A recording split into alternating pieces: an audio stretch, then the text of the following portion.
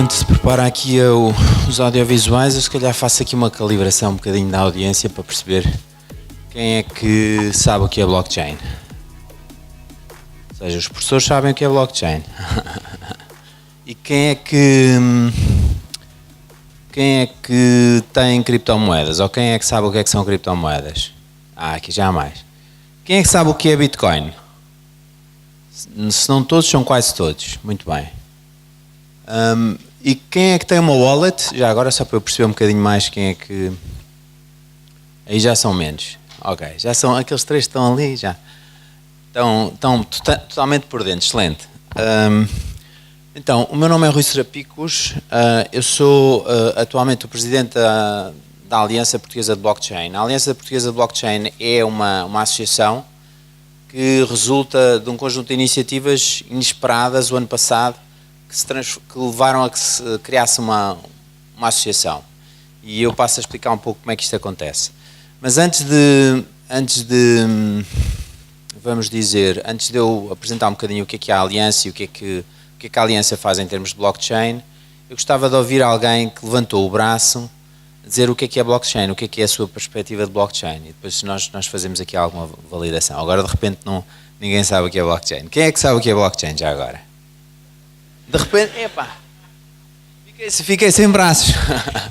E quem é que sabe o que é Bitcoin? Desapareceram os braços todos, não há mais ninguém. Não, está ali uma pessoa lá no fundo. Há uma pessoa escondida a dizer, não, eu sei, mas não quer dizer. Ok, muito bem.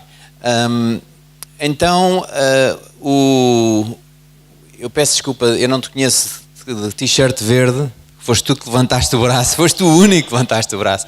O que é blockchain? O que é Bitcoin para ti? Uma moeda virtual, muito bem. É uma rede, excelente, é uma blockchain, curiosamente. Por isso, eu não vou falar muito sobre criptomoedas, vou muito mais falar sobre blockchain. Mas para aqueles que não conheciam blockchain, a melhor forma de descrever blockchain é dizer que Bitcoin é a primeira implementação de sucesso de blockchain. Ou seja, se não houvesse blockchain ou se não houvesse uma tecnologia ou um paradigma de blockchain, não havia essencialmente Bitcoin. E se calhar assim fica tudo mais fácil. Mas o nosso objetivo da Aliança não é tanto falar sobre criptomoedas ou sobre mining ou sobre...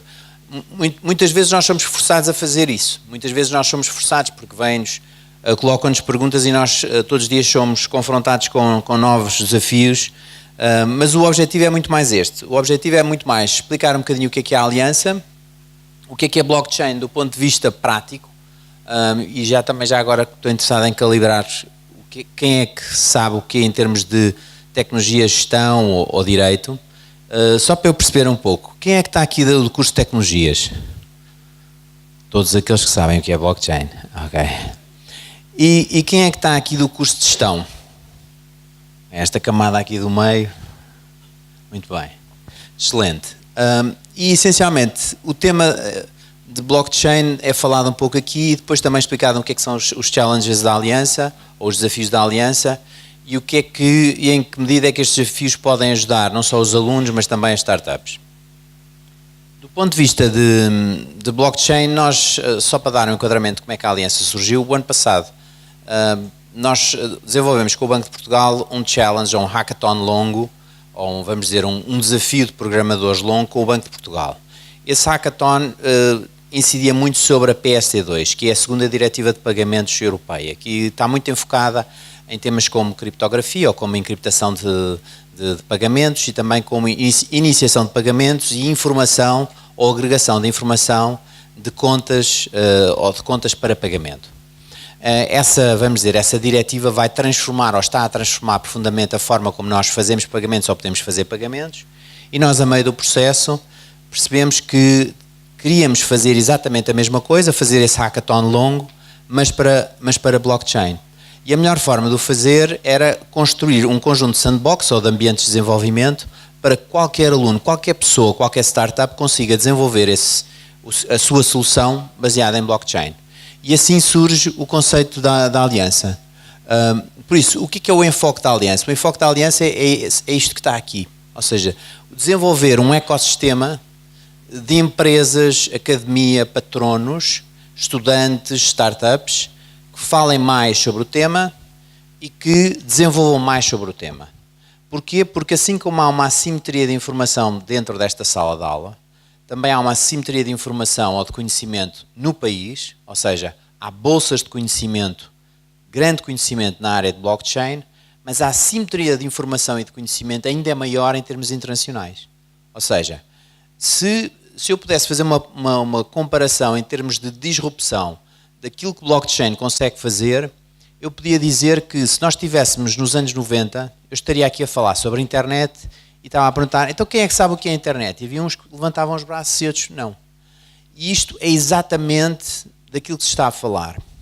Um nível de disrupção gigante, porque a blockchain altera profundamente a forma como as organizações, as pessoas e vamos dizer, as entidades conseguem transacionar. Depois eu mais à frente falo um pouco sobre isto. Eu gostava que isto fosse um pouco mais interativo, por isso se houver questões ou se houver desafios, eu estou disponível para... Porque nós fazemos isto muito, nós fazemos muitos destes workshops e especialmente, e gostamos muito de fazer estes workshops com estudantes, com a academia, porque normalmente lançam-nos desafios. Por isso, qualquer pergunta é bem-vinda. Até revirar os olhos é bem-vinda. Dito isto, o que é que nós desenvolvemos? Nós desenvolvemos um portal que tem um conjunto de sandbox de desenvolvimento, desenvolvemos um conjunto de roadshows empresariais e de empresariais e académicos e também desenvolvemos uma conferência e nessa conferência fazemos a apresentação das equipas vencedoras dos challenges que as empresas apresentam. E este é um pouco o ecossistema, ou seja, estas são as empresas. Nesta camada que está aqui são essencialmente os membros da Aliança, alguns deles apresentam challenges, como por exemplo o Abreu, a Almedina, a APS, e depois eu falo um pouco a REN e por aí fora. Os parceiros académicos e os parceiros tecnológicos. Tipicamente os parceiros tecnológicos o que fazem é suportam com sandbox ou com estes ambientes de desenvolvimento onde qualquer pessoa pede o acesso a uma sandbox e ao pedir esse acesso à sandbox consegue primeiro aprender, obviamente o portal tem um conjunto de vídeos e um conjunto de informações, aprender a desenvolver, mas também aprender a aplicar, porque o grande desafio é pôr as empresas a utilizar a blockchain e pôr os alunos e as startups a terem proficiência de blockchain. E daí o desenvolvimento deste ecossistema. Obviamente que isto parece mais fácil e estamos a falar de uma organização que começou em março deste ano.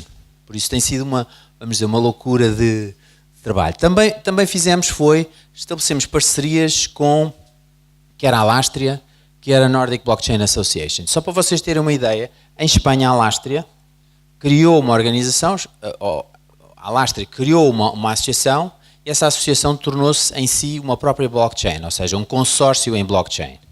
E isso tem outra vez um impacto muito grande. E isso demonstra o investimento que se está a fazer ou que diferentes organizações estão a fazer em termos de blockchain.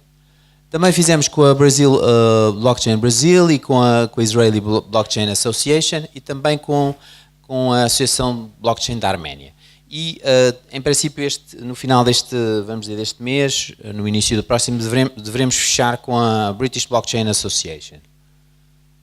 Por isso, como eu disse, nós começámos em março, lançámos o portal e as sandboxes em março e depois lançámos também os roadshows em universidades, em associações, os challenges com as empresas e no final fazemos uma conferência onde nessa conferência qualquer aluno que consiga resolver um problema de blockchain vai apresentar nessa conferência a solução que apresentou. E estes são os workshops que nós já realizamos, entretanto já realizamos mais, realizámos na Lusófona, no Porto e por aí fora, mas na FEP, na Porto Business School, vamos agora realizar na Católica o outro, ou seja, nós aquilo que estamos a fazer é eminentemente evangelizar o conceito de blockchain.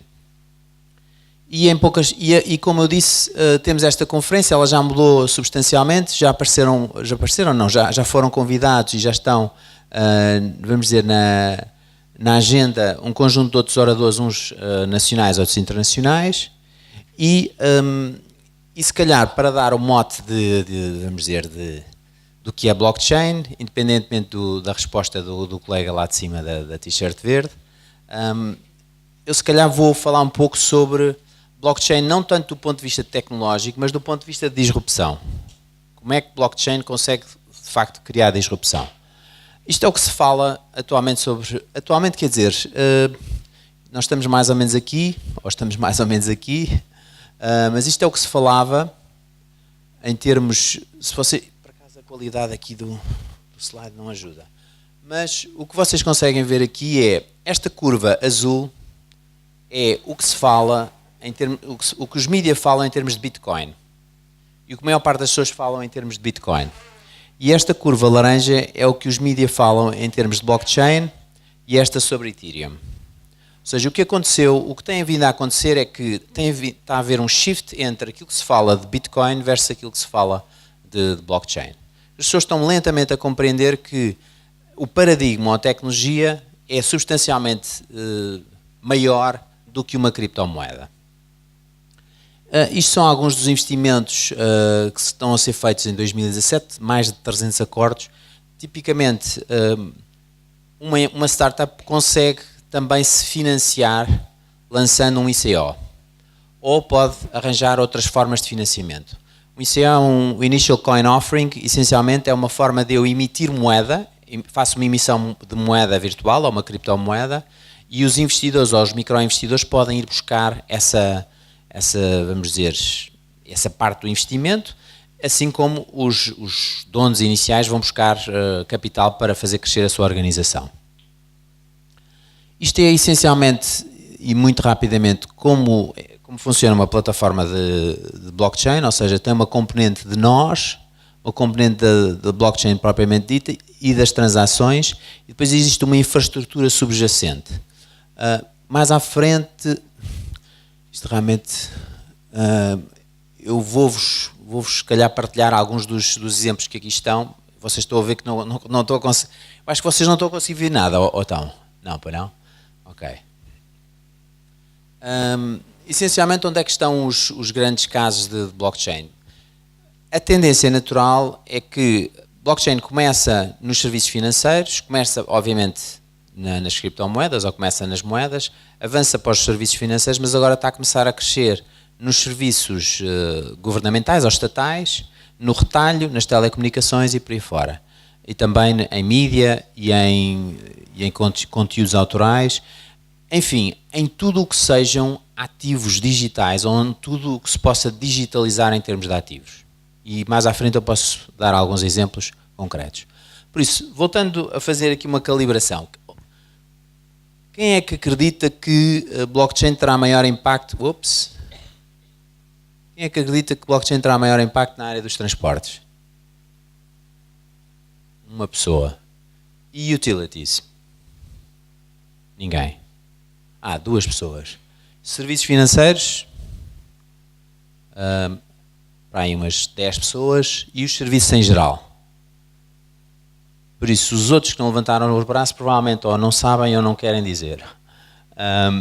Dito isto, na prática, o blockchain está a ter impacto em todas estas áreas. Seja na área dos transportes especificamente, existem consórcios. O que nós temos neste momento são três flavors de blockchain. Temos aquilo que se chamam as blockchains públicas, que são conhecidas. Bitcoin é um exemplo de uma blockchain pública e Ethereum também. Temos aquilo que se chamam blockchains privadas, que são essencialmente a mesma arquitetura de blockchain, com os mesmos conceitos de blockchain, mas numa lógica privada, controlada por uma, vamos dizer, entidade.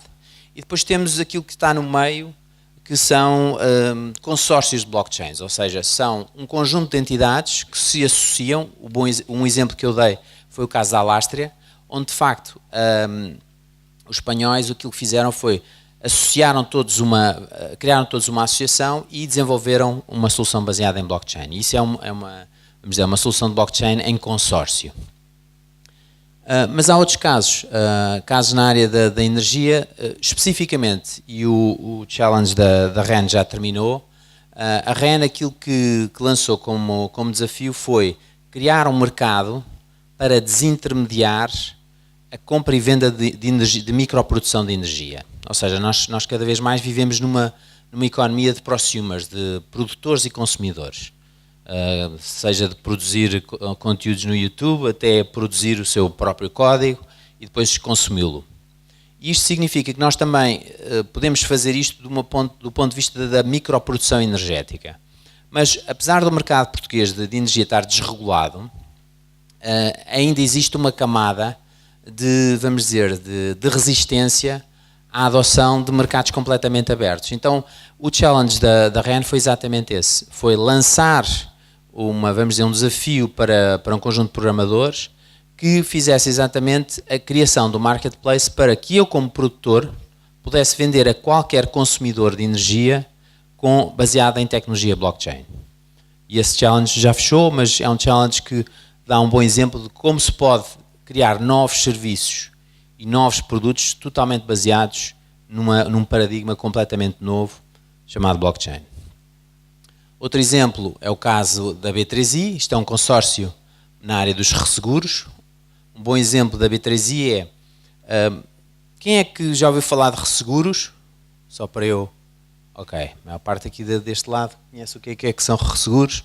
Resseguros são seguradoras, é o mesmo conceito de seguros, mas quem é que segura uma seguradora? Quem segura uma seguradora é uma resseguradora. Okay? Uma resseguradora tipicamente faz resseguros de intempéries, faz resseguros de catástrofes, seguros de sismos e por aí fora. Porque a própria seguradora, ou uma seguradora que faça seguros de sismos, não tem capacidade depois de cobrir um sismo que seja de uma forma completamente sistémica.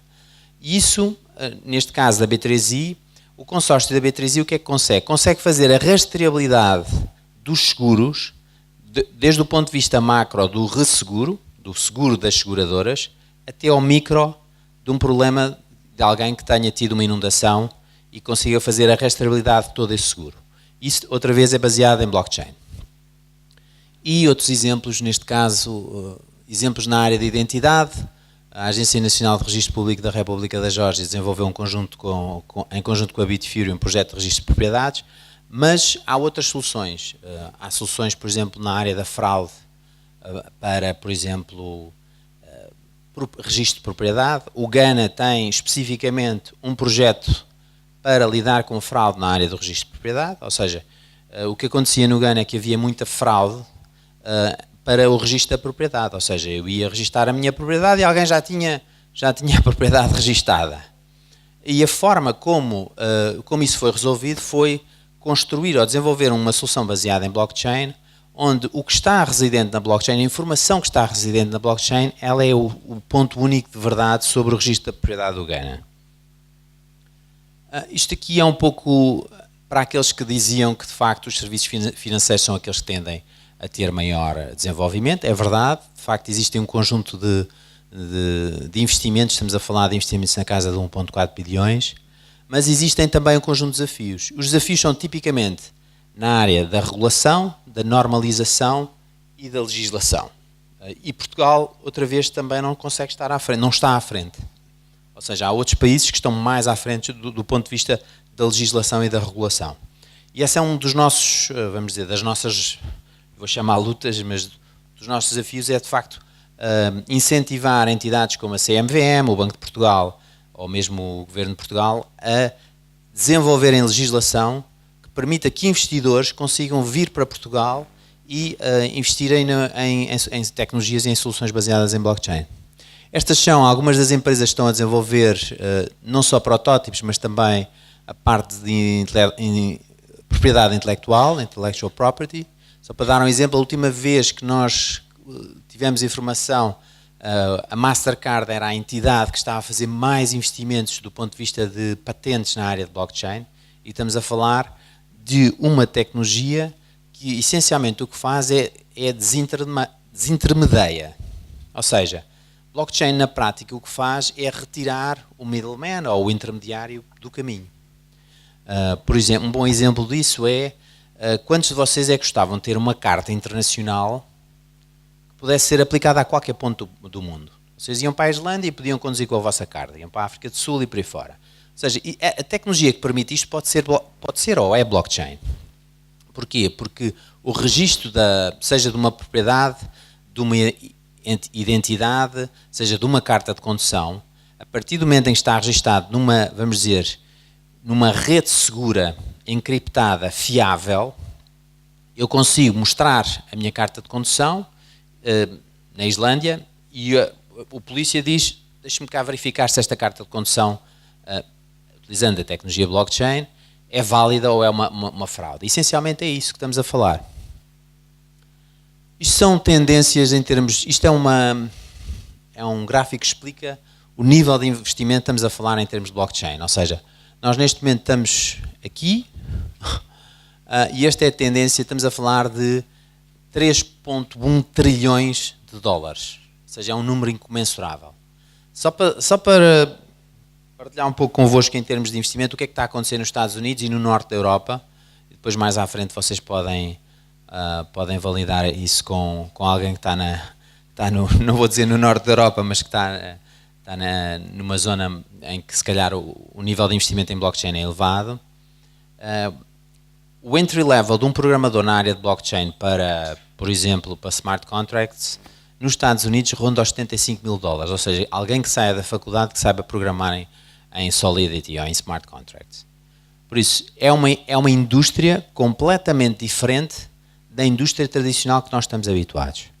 Mais ainda, e outro tema importante, isto não é uma boa mensagem só para quem tem um curso de tecnologia, porque existem cadeiras ou existem paradigmas na área da economia e da gestão que implicam que muitos dos alunos de economia e de gestão têm que aprender sobre novos modelos de negócio, ou sobre a criptoeconomia, sobre modelos de consensos, sobre mechanism design, game theory, enfim, um conjunto de matérias que são novas, porque essas matérias são as matérias do futuro e são as, vamos dizer, as disciplinas que cobrem os modelos de negócio do futuro. Eu não sei se estou a andar muito depressa, muito devagar, eu estou a ver feedback, não há? Estão-me a ouvir aí atrás? Estão a dizer que sim. Ok, muito bem. Não sei se há questões, eu vou acelerar um pouco, não sei se estou dentro do tempo ou não. Tenho 10 minutos, ok. Então vou só acelerar um pouco para explicar um pouco o que é que isto é. Ou seja, aquilo que está a acontecer aqui, ou o que nós estamos a experienciar aqui é esta fase que está aqui. Ou seja, uma exuberância irracional relativa a blockchain. E a tendência natural é que as pessoas, assim como aconteceu com a internet já agora, não sei se alguns de vocês lembram-se do que foi o .com, aquilo que vai acontecer é que por volta destes anos 21, entre 20 e 23 eu diria, vai acontecer é que vai perder o lustro de blockchain, vai perder um pouco. Porquê? Porque a maior parte das pessoas, também depende da evolução da tecnologia, mas vai perder-se um pouco o lustro. Porquê? Porque a maior parte dos projetos não vão vingar. Um bom exemplo disso é o caso dos ICOs, ou seja, o ano passado mais de 70% dos ICOs não viram a luz do dia. Estamos a falar de ICOs como Initial Coin Offering, ou seja, novos modelos de financiamento de startups baseadas em blockchain não viram a luz do dia. E por isso o que vai acontecer é que neste processo aqui vai haver algum desinteresse, mas do ponto de vista cumulativo o interesse vai continuar e depois obviamente vamos voltar aos grandes projetos. Porquê? Porque vai haver uma tendência de integração, assim como aconteceu com o caso da internet. E quais são os challenges da aliança? Ou seja, dei um pouco o enquadramento do que é blockchain. Quais são os challenges da aliança? Alguém já esteve num workshop da Aliança Portuguesa de Blockchain, só por curiosidade? Não? Ok, ótimo. Pronto, então não vou apresentar nada de velho. Muito rapidamente, estes são os challenges que estão a ocorrer. Os últimos challenges, eu vou só falar dos dois últimos challenges, vou dar assim umas pinceladas rápidas sobre o que é que são os outros challenges e depois vou um pouco detalhar mais um pouco sobre o que é que são os challenges da Almedina e da APS.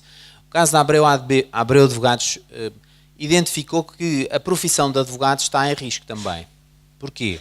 Porque duas tecnologias que criam disrupção, ou seja, inteligência artificial e blockchain, através de smart contracts, fazem com que a profissão do advogado mude profundamente. Isso vai fazer com que os advogados tenham uma forma de... E isso aplica-se também aos médicos e aplica-se também aos gestores, ou seja, a forma de ser advogado do futuro vai ser completamente diferente da forma de ser advogado do dia de hoje. E essencialmente a Almedina perdão, a Abreu Advogados o que identificou foi: nós queremos desenvolver uma plataforma ou queremos desenvolver uma solução onde se consigam automatizar qualquer tipo de contratos legais. Ou seja, eu consigo injetar um contrato dentro de uma plataforma e essa plataforma consegue-me converter um contrato legal ou um contrato jurídico num smart contract. E o vencedor, que já é conhecido, o vencedor, essencialmente é um vencedor do Brasil, desenvolveu uma solução baseada em blockchain que faz exatamente isso. E vai ser apresentado na conferência dia 12 de novembro, e já agora estão todos convidados, aqueles que quiserem ir, basta se inscrever e mencionar que estiveram neste workshop, porque a conferência é paga, mas para alunos não é paga. E essencialmente, esse programador ou essa startup, o que fez foi desenvolver exatamente essa solução, e neste momento nós estamos numa fase de apoio dessa startup para fazer crescer a startup e para fazer desenvolver esse negócio. Porque é um negócio completamente diferente. Questões? Não há questões. Almedina é um marketplace. Eu vou deixar estes dois para o fim. A BCSD, essencialmente, é um challenge que está a correr, que está muito enfocado na rastreabilidade da cadeia de valor em relação à pegada de carbono. Ou seja, quanto é que vocês gostariam de ter, por exemplo, quando vocês fazem ou estão a fazer a análise da compra de dois produtos, conseguir perceber qual dos produtos é que tem maior impacto em termos de pegada de carbono do que outro. Por exemplo, beber uma garrafa de água.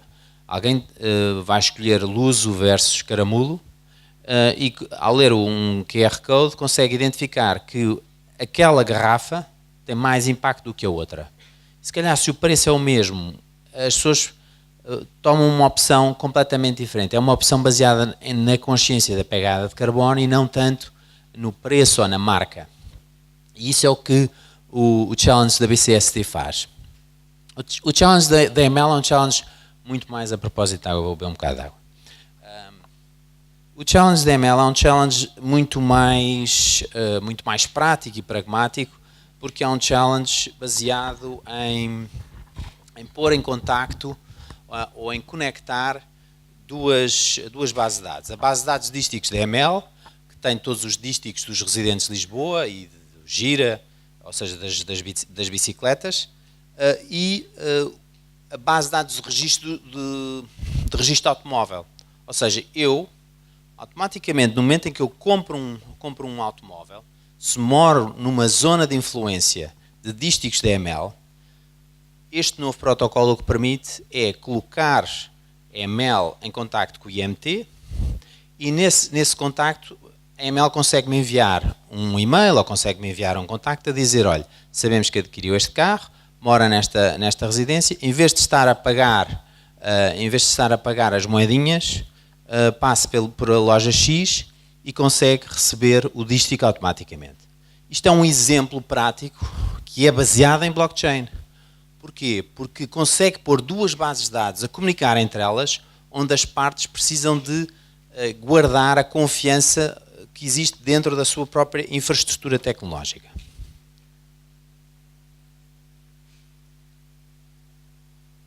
Fidelidade. Fidelidade são dois challenges, eu vou só falar muito rapidamente sobre um. O challenge da fidelidade é um challenge para a área de seguros desportivos. Quem é que corre aqui ou faz desporto? E quem é que corre maratonas? Temos um corredor de maratonas. Meia maratona. Então, mas corres meias maratonas e fazes o seguro desportivo. Ainda não? Pronto. Só para te avisar, os seguros desportivos nas meias maratonas são obrigatórios, mas não há problema. Também não vou dizer a ninguém. Mas o que é um seguro? Mas não é conhecido, por exemplo. E o que é que um seguro desportivo faz? Se tu tiveres um problema, queres correr uma meia maratona, se tiveres um problema no meio da meia maratona, se tropeçares ou caíres, não estás coberto, vais para casa e fazes um curativo e por aí fora. Este seguro desportivo o que faz é, tu automaticamente, ao te inscreveres na meia maratona, podes acionar o seguro desportivo e automaticamente, ao passares o portal da meia maratona, o portal de arranque da meia maratona, se o teu dorsal tiver um dispositivo de IoT, ele consegue reconhecer que tu és vamos dizer, o corredor X e e quando passas o portal no final, ele desativa o seguro. E isso é um seguro que pode ser totalmente baseado em blockchain. Okay? Isso é um exemplo, mais um exemplo de um challenge, que este caso é o challenge da fidelidade. O último challenge, antes de apresentar os dois mais ativos ultimamente, é o challenge da REN, que eu já falei um pouco. São microprodutores que conseguem vender para consumidores e totalmente baseado em blockchain. A Almedina o que fez foi lançar um challenge na área da produção de conteúdos, onde eu monetizo a produção dos meus conteúdos. Ou seja, eu sou um escritor e em vez de faço um livro, e em vez de querer fazer um livro e vender o meu livro, eu posso ter a rastreabilidade do livro em toda a cadeia de valor das lojas, porque eu posso ter o livro tanto em digital como em físico, mas também eu posso querer partir o livro e fazer diferentes elementos e a Almedina consegue fazer a curadoria dos conteúdos de diferentes autores. E isso requer uma infraestrutura relativamente sofisticada para fazer a rastreabilidade não só dos conteúdos, mas também para fazer a monetização desses conteúdos e pagar os conteúdos. E a APS, essencialmente, o challenge da APS é um challenge muito parecido com a da B3i, porque é um challenge de seguro de catástrofes, mais especificamente nós tivemos o Leslie, tivemos incêndios, e essencialmente o challenge da APS é pôr todas as seguradoras a conseguir visualizar os registros, o Instituto de Registros e Propriedade, o IRN, de registro e notário, para conseguir visualizar as propriedades que são afetadas, por exemplo, por causa de um fogo. E essa visualização consegue fazer, através de um smart contract, um pagamento automático dessa indenização. E, finalmente, estes desafios são feitos, as empresas contactam a Aliança, ou vocês veem alguns casos de estudos que estão-se a fazer a nível internacional e falam com estas entidades e dizem, olha, acho que podíamos tentar resolver esta... Excelente questão. A resposta há múltiplas respostas, ou seja, há empresas que de facto o que fizeram foi nos contactaram quase proativamente e há outras onde nós vamos lá desafiá-las. Ou seja, no caso, um bom exemplo é o caso da fidelidade. Nós fomos com um desafio para a fidelidade e a fidelidade diz, epá, não, blockchain interessa-nos, mas nós não queremos fazer nada disto, nós queremos fazer seguros desportivos. E nós dissemos, ok. Houve outros casos, por exemplo, o caso da Abreu, nós apresentámos a Abreu o desafio da profissão futura do advogado e o que eles disseram foi, ok, construam o challenge que depois nós fazemos a validação.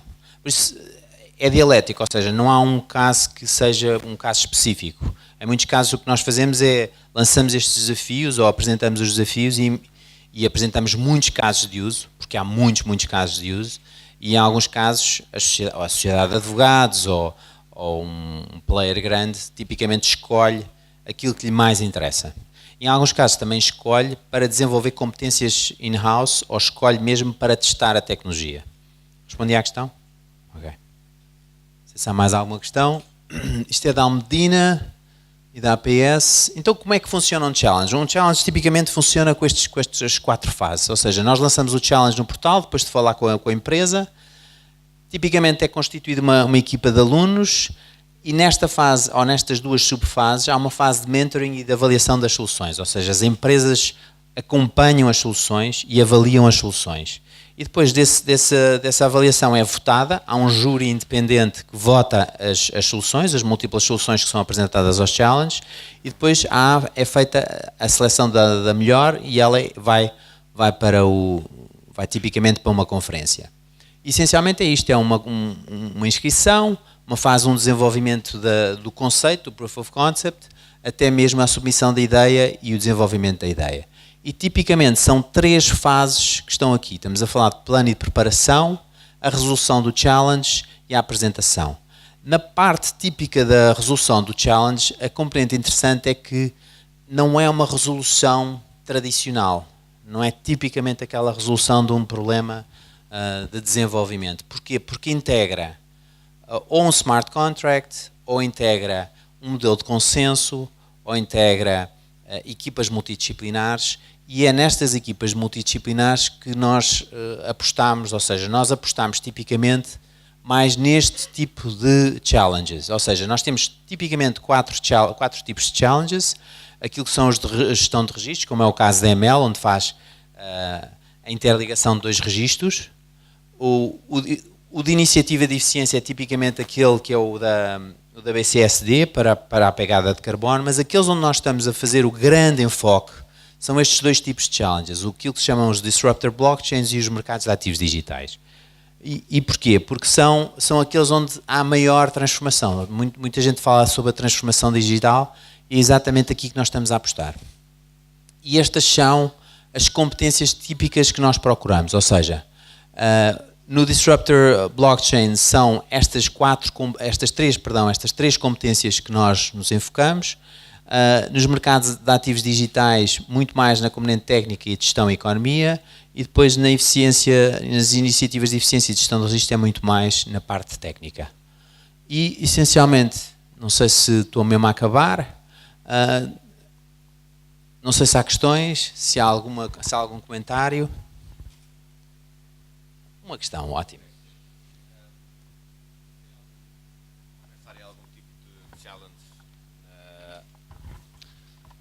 Ok, o meu nome é Marco. A minha questão vai no seguimento dos verticais que vocês têm em relação aos desafios e se estão a ponderar ou se já equacionaram o vertical do impacto social, provavelmente com uma grande instituição de solidariedade. E outra pergunta é, é anunciado os vencedores, mas existem prémios ou é só tipo, estou aqui os vencedores e está tudo?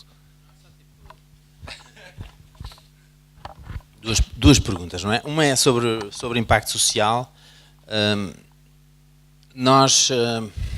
Isto é uma associação, ou seja, não tem fins lucrativos, todas as pessoas que estão envolvidas, exceto um gestor de conteúdos, que é uma pessoa que está a carregar todos os dias informação sobre blockchain, ninguém é pago. E tipicamente aquilo que nós temos que fazer, nós usamos uma lógica da associação, que é gerir a associação como uma empresa. E para gerir a associação como uma empresa, nós tivemos que nos enfocar em algumas entidades que estejam disponíveis para fazer. Eu estou-te a dar a resposta mais crua e mais direta possível. E que foi ir falar com entidades que estão dispostas em fazer sponsoring de challenges. E tipicamente essas são as entidades privadas. Essa é metade da pergunta. Porquê? Porque a outra metade é aquilo que nós estamos a fazer com a Secretaria de Estado da Indústria e com a Secretaria de Estado da Internacionalização e também com o Ministério da Economia, que é estimular o Ministério da Economia a desenvolver projetos que não sejam meramente comerciais.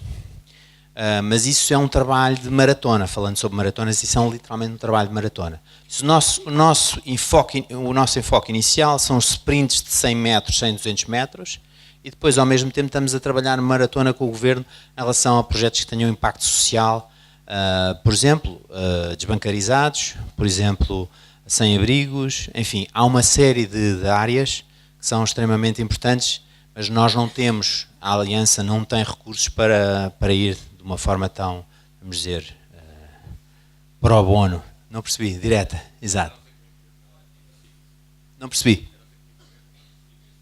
A não ser que uma grande empresa patrocine o challenge, ok? Exato. A outra questão tem a ver com, mas isto são prémios, o que é que eu ganho com isto? Que é uma questão que nós ouvimos o tempo todo. Primeiro, temos aqui duas audiências. Temos a audiência de gestão, mais ou menos, e depois temos a audiência de tecnologia. Para tecnologia, alguém que vá programar, ou alguém que será contratado para uma empresa, muito dificilmente é contratado para uma empresa só por dizer, eu preciso de uns stocks em Solidity. Estou a dar um exemplo de smart contracts para Ethereum. Mas, se essa pessoa tiver resolvido um challenge e tiver ganho um prémio, isso é empregabilidade, não vou dizer imediata, mas é exponenciada. Pronto, isso é uma parte da pergunta, mas ela não é suficiente. Há outras duas partes. A primeira é, e se eu resolver o challenge e a empresa me contratar? Que é o caso de alguns challenges onde está a acontecer isso. As empresas estão a querer ou contratar ou subcontratar quem desenvolveu a solução.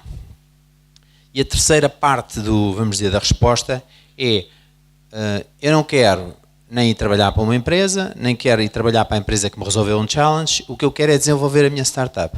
E eu mostrei ali, mas foi muito rápido, nós estamos a fazer um protocolo, nós temos um protocolo com a PME Investimentos em que todas as startups que tenham soluções práticas aplicadas, não são soluções teóricas, aplicadas, que tenham ganho ou que tenham resolvido um challenge, nós desenvolvemos um sistema de incentivo para essas startups. Respondi à questão? Ok. Então, muito obrigado.